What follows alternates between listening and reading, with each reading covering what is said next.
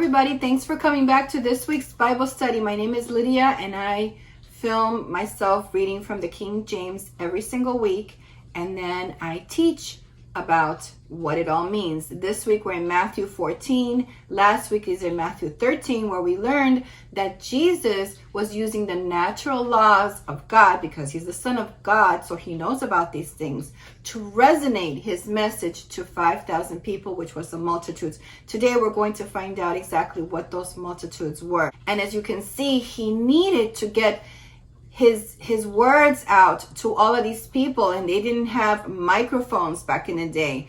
So that was probably very powerful and moving type of meetup. It was probably incredible, and all of these people were there, but not everybody received the message. So we did learn about how the Spirit tries to move you to understand the message which Jesus gave to the people in parables. This week we're going to talk about so many things, so let's get to it. I'm super excited. I love doing my Bible studies for you, so let's get to the word.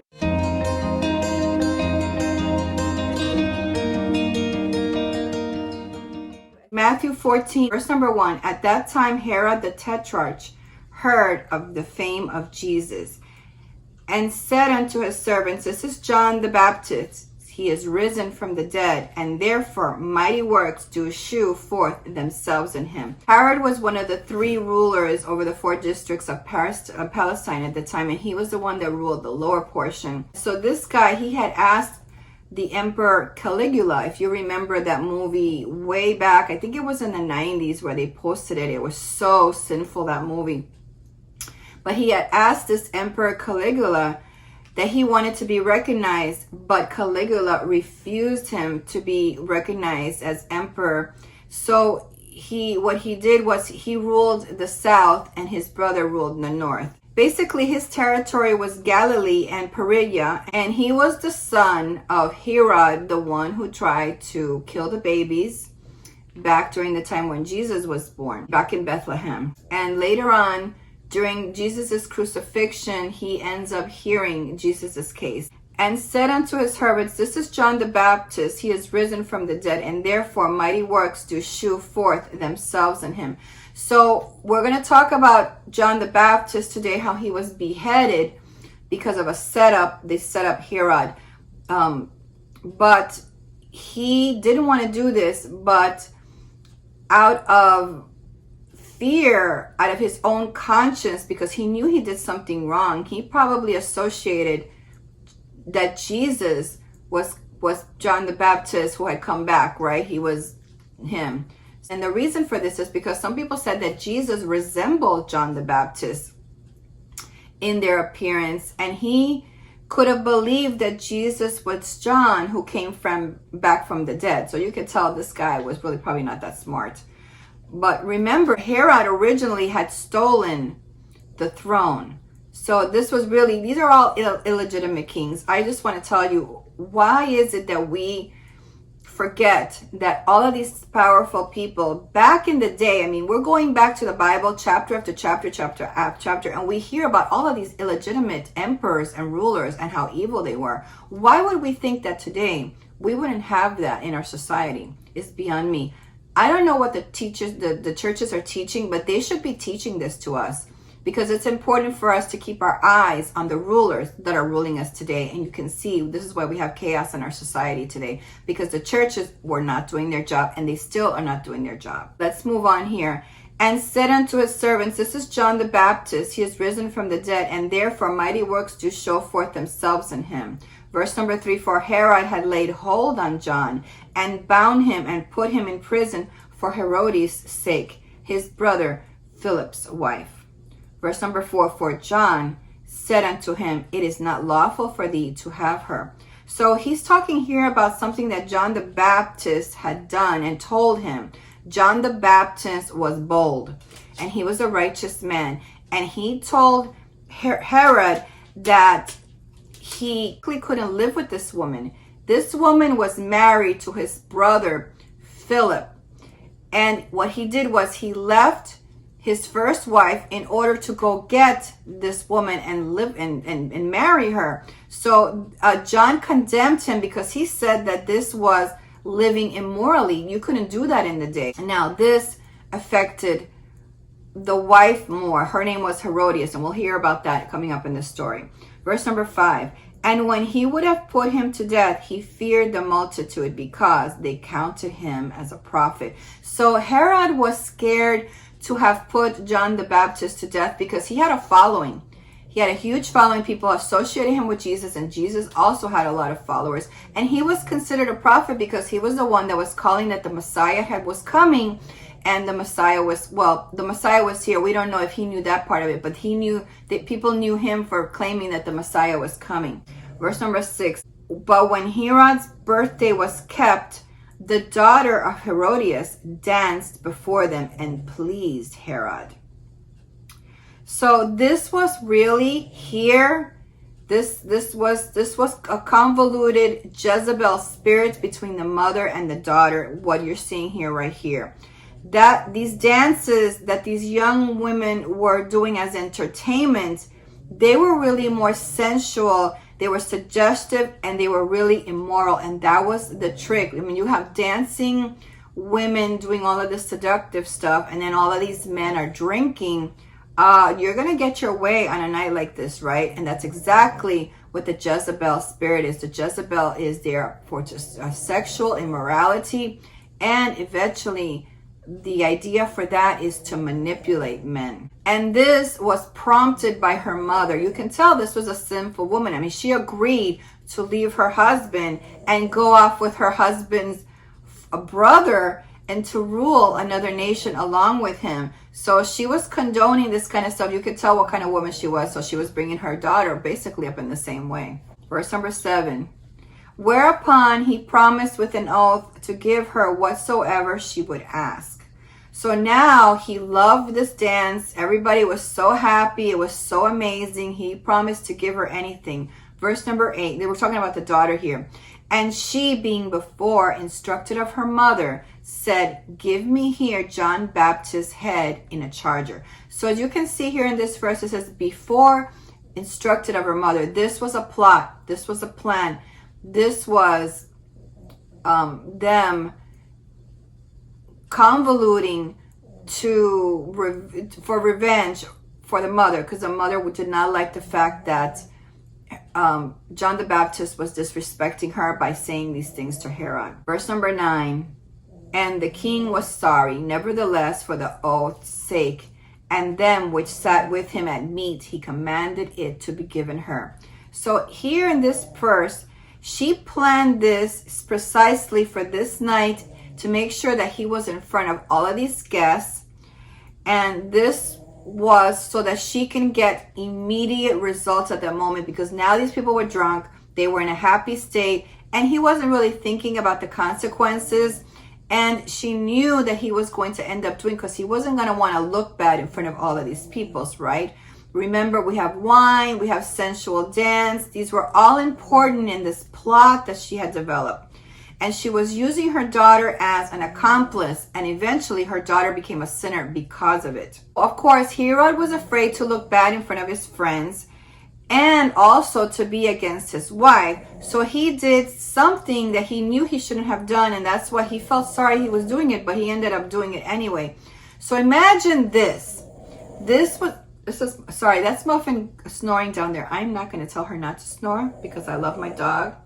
So I just want you to know that's Muffin snoring. So I'm going to try to talk a little bit louder so you can hear me and not her. So I just want you to think about how gruesome a sight this is. I mean, don't just think of just the banquet itself, the area here. Think about the atrocity that was going to be presented here. They were going to go and behead this man, and they were going to put his plate and they were going to put his head on a platter, bleeding and all of that, and open it up and present it to him and to all of the people there at this banquet. This is how drunk and stupid these people were. So eventually, for this sin, Herod did have a downfall, and that is the amazing thing with God, that he always revenges evil. So what he did was Herod eventually committed suicide along with his wife Herodias, who was the one who plotted all of this, when his other brother Agrippa, accused him of treason against Rome. So eventually, Herod was banished to the province of Gaul, and that's where he committed suicide. So you can see, sometimes we ask God to avenge us, and we don't know if that's the case, but a lot of these people, when they do evil things, they curse themselves, and that was exactly what I see happening here. This ruler cursed himself when he did this. This lesson here in verse number 9 is a lesson for us to realize it is very easy to be pressured into doing wrong in front of a crowd. And there are people that can manipulate situations exactly for that. That's why you have to be careful when you're around people that you don't get overly drunk, because I mean, they could take out a phone, they can photograph you like that and set you up. So you have to be really careful. And this is a story right here of manipulation and how that pertains to our life right now, how easily it is actually right now with phones all over the place that people can set you up to post a bad moment on the internet. So be very careful now and remember this verse when you are thinking about those things. Verse number 10, and he sent and beheaded John in the prison. And his head was brought in a charger and given to the damsel, and she brought it to her mother. So she was doing exactly what her mother wanted her to do. Number 12, and his disciples came and took up the body and buried it and went and told Jesus. So they ended up burying the body. And Jesus was very sad to hear this. Verse number 13, when Jesus heard of it, he departed thence by ship into a desert place apart. And when the people had heard thereof, they followed him on foot out of the cities. So remember, a lot of these people were also following John the Baptist, and they must have heard. I mean, this must have gone all the way around. And when it got back to the disciples, they picked up the body, they buried it, it got to Jesus. A lot of the followers were probably concerned for Jesus because John the Baptist was the one who was the forerunner in all of this, who was calling and preparing Jesus as the Messiah for everybody. And the people who were following were probably concerned about Jesus. And Jesus, what he was doing was he was looking for solitude after hearing about the news of John's death, because sometimes grief is going to make us want to be alone. But remember, he didn't dwell on his grief because the people came looking for him and he was there and he returned to his ministry. But it's important for us when we have a time of grief like this, that we also allow ourselves time to be alone with God and let him speak to us, and we can reminisce about the time with these people and let God talk to us in quiet and rest with peace. And that's important in our lives. But also we have to remember that people are also moved by our grief, and they also coming out to console you. And that might be what some of these followers were doing, trying to console him, because they were also grieved about what happened with John the Baptist. They knew that he was a good man. So we also have to let people come into our lives and let them console us as well. That's also kindness that we're giving, allowing people to help us or to show that they're also grieved along with us. But also, another thing with Jesus is he also knew by this point that things were getting heated at this point because of John the Baptist, and he knew that the timing wasn't right yet for the things that he had to do, but he knew that things were escalating. Verse number 14, and Jesus went forth and saw a great multitude and was moved with compassion towards them, and he healed their sick. He was moved because he knew that they were also grieved. It's like when you watch television, and like when Princess Diana died, all these people came out and they left flowers at Buckingham Palace. People were also grieved, and they wanted to show their support and for the family who was left behind, that were mourning this grief. Remember, the children were mourning this grief. So it's almost like that. The people feel like a sense of wanting to all be together during this time. So Jesus didn't escape the attention of the multitudes. So remember that Jesus didn't skip any type of attention from the followers, from his followers and John the Baptist's followers. Remember, though, that the religious and political leaders, they were opposed to Jesus because he was still popular with the multitudes. He wasn't just telling people stories. He was teaching them through these stories. That's the important thing. He didn't just go out there talking. He was teaching them through it. So from this, you can see in this verse number 14 that Jesus shows that he is loving, caring. He's a feeling person. And the same thing with us. His spirit is in us when we receive him. If we're suffering, we also need to remember that he hurts with us, and he's going to have compassion with us through our suffering. Verse number 15, and when it was evening, his disciples came to him saying, this is a desert place, and the time is now past. Send the multitude away that they may go into the villages and buy themselves victuals. Verse number 16, but Jesus said unto them, they need not depart. Give ye them to eat. Verse number 17, and they say unto him, we have here but 5 loaves and 2 fishes. So understand this, that the people were still there all day long. They weren't worried about eating. They didn't care about eating. They were in a compassionate mode with Jesus, and Jesus felt compassion to want to give back to them. Well, this is the scene that is playing out here. Because the people were full of Jesus, and they were full of this bread of life. When Jesus spoke, they were full of this bread of life. And the Bible talks about, when you hunger, you ask for the word and you take in the word. And that's exactly when they were receiving here. But they still needed to eat. Verse number 18, he said, bring them hither to me. Verse number 19, he's talking about the bread and the loaves, the bread loaves and the fish that were left there. Verse number 19, and he commanded the multitudes to sit down on the grass, and took the 5 loaves and the 2 fishes. And looking up to heaven, he blessed and brake and gave the loaves to his disciples, and the disciples to the multitude. So let's talk about this, because this is a really important area right here in Matthew. This command suggests, I'm reading from my notes, that this was more than just feeding them. Jesus, what he did was he blessed the Father for the food. That's what he did. He blessed the Father for the food that he did have. And then he gave the loaves to the disciples with faith that God was going to provide for them. When we're learning this story into our lives, I'm reading it from my notes, we often think that what contribution we have originally might be insufficient, but in Jesus's hand, when we give him our time, our talent, and our treasure, then these resources can be multiplied. So we can't limit Jesus. We can't limit God. We have to think bolder and bigger and understand that he can work miracles for us, right?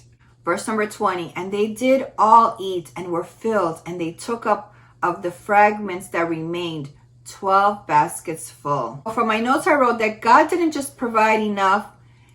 There was abundant provision, and they made sure to preserve out of respect what was left. So this reminds us that God met their provision just like he met the provision of Israel back in the wilderness.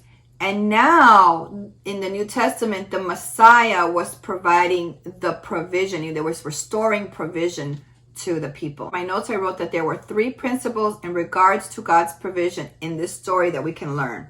So the first one is, we thank God and we wisely use what we have.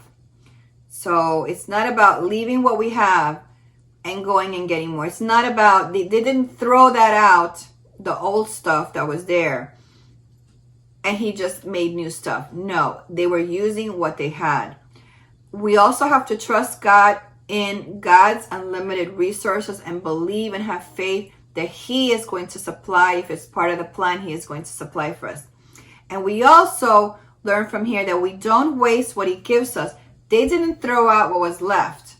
They could have said, oh, we'll just throw that out. We'll get more tomorrow. No, they saved it. They saved it. They had value for what God had done. They had gratitude for what God had done. Verse number 21, and they that had eaten were about 5,000 men. beside women and children. So for my notes, I wrote that there could have been about 10 to 15,000 people, because in this verse, they only counted the men, which were 5,000, and there were women and children there also. Now, the men's number was listed separately because in the Jewish culture, the men and women usually separated when they were in public, and the children would eat with the women. That's why the 5,000 were recognized as the men, but there were more than that. Probably at least 10 to 15,000 people. That's a lot of people that have to hear his message, right? So the voice had, the news had to get out. And there's a lot of people that were eating also. 22, and straightway Jesus constrained his disciples to get into a ship and to go before him unto the other side while he sent the multitudes away. Okay, I want you to notice the urgency here in verse 22. The word straightaway, that's what it means. It means immediately. Like right after that happened, immediately they had to leave this area. So Jesus felt that his followers also had to leave quickly, and that disciples had to get in the boat also quickly. In John 6, verse 14 to 15, it tells us that the crowd responded to this miraculous feeling with messianic expectation. And this enthusiasm was the wrong timing to promote Jesus as the Messiah. And this is why Jesus had to get away, because things were building up there, the things that people were saying. Let's go over there really quickly. John 6, verse 14 to 15 reads, Then those men, when they had seen the miracle that Jesus did, said, This is a truth, that prophet that should come into the world. Verse number 15, when Jesus therefore perceived that they would come and take him by force to make him a king, he departed again into a mountain himself alone. So this part here in John is explaining the details of why Jesus left immediately. There was probably all of this stuff going on there, and he knew that the timing was not right yet, so he had to leave. Notice how Jesus, he can control everything. He's the Son of God, right? But timing is everything. Timing is everything. And this is very important. And in our lives too, we have to remember timing is everything. 23, and when he sent the multitudes away, he went up into a mountain apart to pray. And when the evening was come, he was there alone. So this is Jesus now, who he sent the multitudes away, and he went up to the mountain, and he wanted to be alone to pray. So Jesus was always seeking solitude, which is an important priority for him. He always made time out of the busy day, even though he was giving, always made time to be alone with God his Father, right? And spending time in prayer. It was important for him to have a vital relationship with God during this time. He had to refill himself with God, right? So this also shows us that we also have to make time and spend quiet time alone with God as well, in order to grow spiritually and become more and more Christ-like. And I will say this, God has brought me to that point right now, because I wonder, I have an RV channel. Why am I not traveling? Why am I not doing this? But for me, God is slowly teaching me many things. And this was really important for me to read when I realized that that's exactly the same thing that God is doing in my life. And I'll talk about that separately, because as a born-again believer, you're going to go through so many things. Well, I'll talk separately about that in another video. So here, let's go to verse 24. But the ship was now in the midst of the sea, tossed with waves, for the wind was contrary. So now these disciples were in the water, and they were really tired. They were rowing against the current, against the waves and the windstorm. So they were probably just rowing against the current, and they were super tired. Verse 25, and in the fourth watch of the night, Jesus went unto them, walking on the sea. So this, it was in Mark verse 6, 47 through 52. He states in the book of Mark, it states that it was around 3 to 6 a.m. in the morning when this happened. In the Geneva Bible, when I read that, it says that in ancient times, they divided the night into 4 watches, in which, because they posted watches, especially when you're on the water, everybody knows that you're supposed to have a watch, right? You can't just like be on the water and not have a lookout. So they were on the fourth watch that evening. Verse 26, and when the disciples saw him walking on the sea, they were troubled, saying, "It is a spirit," and they cried out for fear. From my Geneva Bible, I thought this was really interesting. It says that a spirit, as it is taken here, is that something that a man imagines to himself vainly in his mind, that persuades him that he sees something when he really is looking at nothing. It's spiritual, and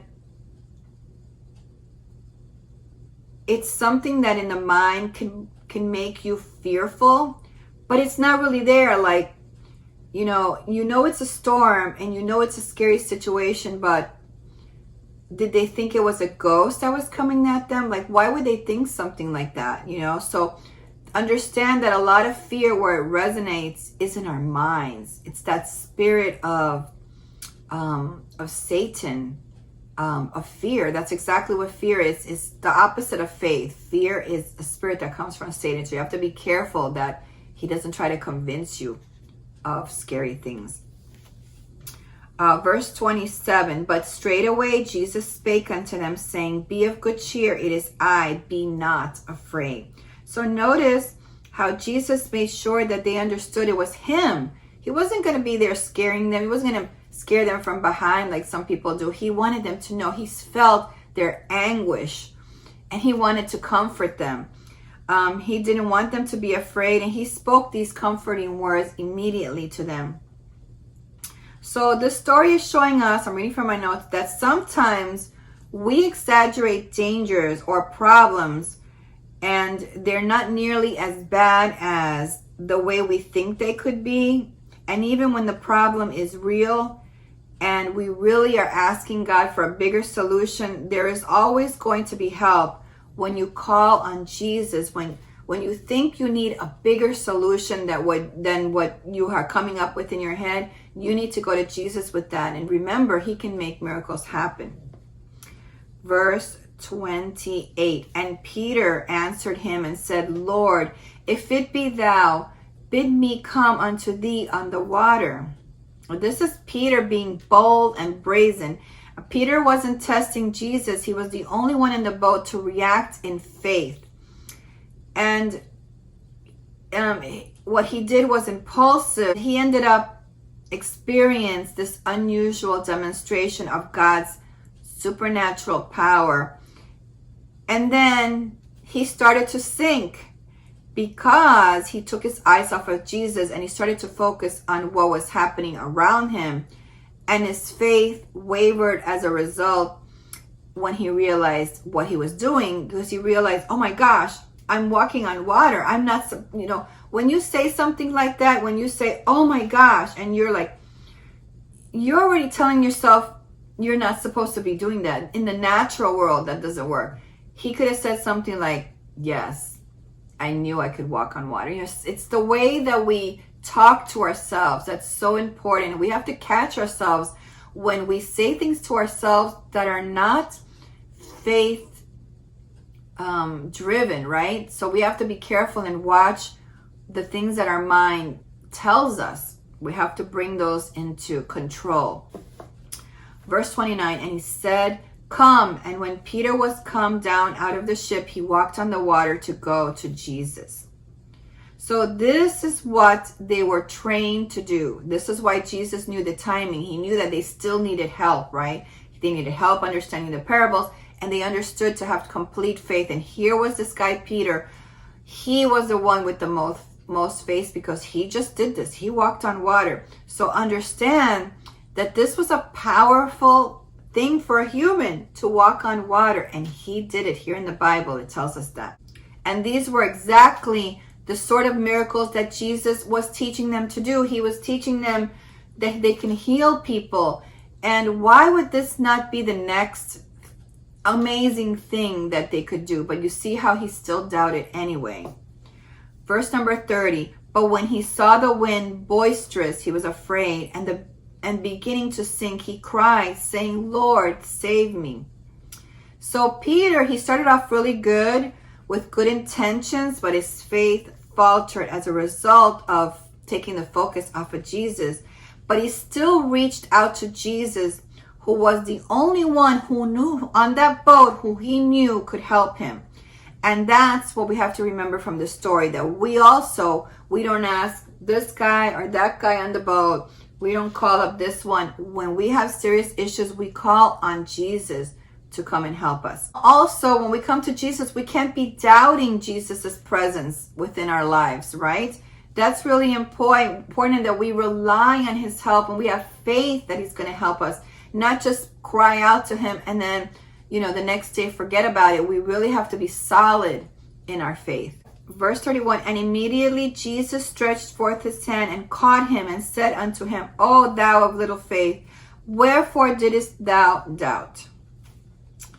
So for my notes, I wrote that it wasn't the violent winds or the raving waves which were endangering Peter's life. It was his lack of faith because he had doubt, and it was led by distraction when he took his focus on Jesus. And we have to remember this story so the same thing doesn't happen to us as well.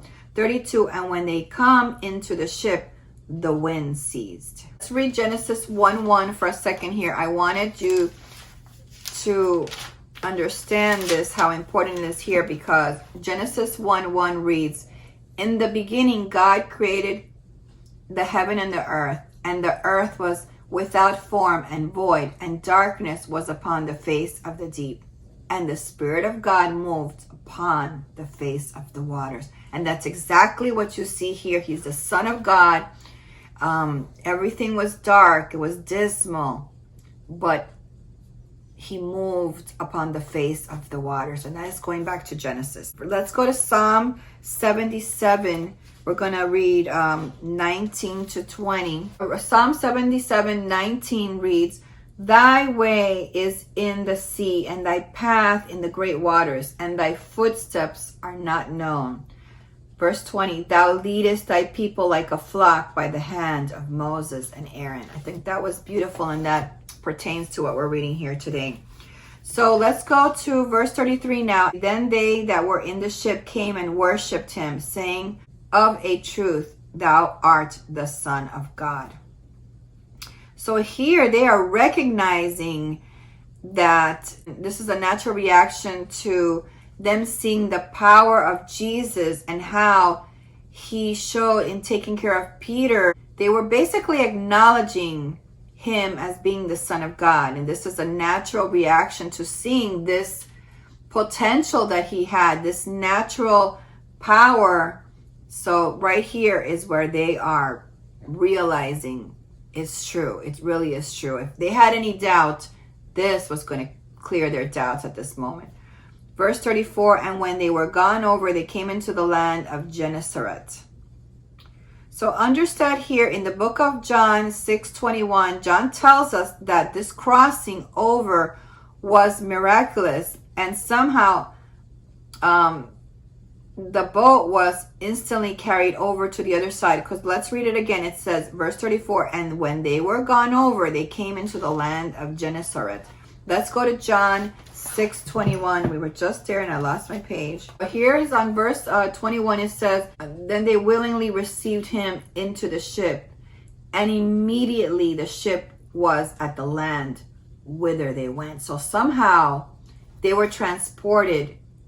We don't understand that, but only God can do things like that. And this is when they recognized that this was God. This was really God. Verse 35, and when the men of that place had knowledge of him, they sent out into all that country round about and brought into him all that were diseased. The people recognized that Jesus was a healer, but did they really understand that he didn't just come to cure their physical ailments? He came also for their spiritual healing as well. They were more coming to prolong their physical lives, but they needed to seek eternal life. So from this message, it's telling us that we're going to miss out on the message of Jesus if we're only coming to him because we need healing or we need something from him.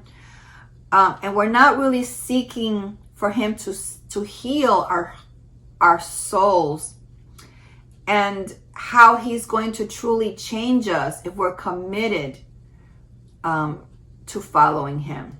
From the Geneva Bible, I copied it here. It says, that act where Jesus heals the sick, we are shown that we must seek remedy for spiritual diseases at his hands, and that we ourselves are bound to not only run into him, but also to bring others unto him as well. Because if you see in this part, it says, they sent out into all the country round about and brought unto him all that were diseased.